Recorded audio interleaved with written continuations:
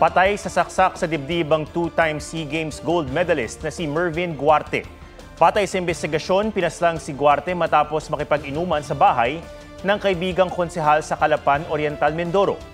Nakitulog siya sa sala at doon sinaksak ng salarin.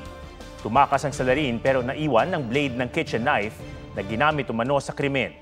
Naisugod sa ospital si Guarte at nakausap pa ng investigador bago pumanaw. Hindi raw nakilala ni Guarte ang sumaksak sa kanya.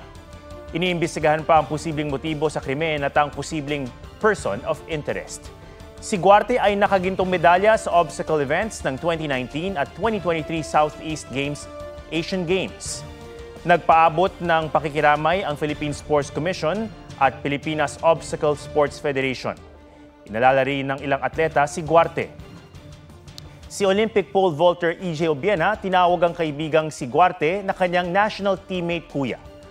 Ipinagluluksa rin daw ng Philippine Air Force ang pagpano ni Guarte na isang airman first class at tiniyak na tutulungan nila ang kanyang pamilya.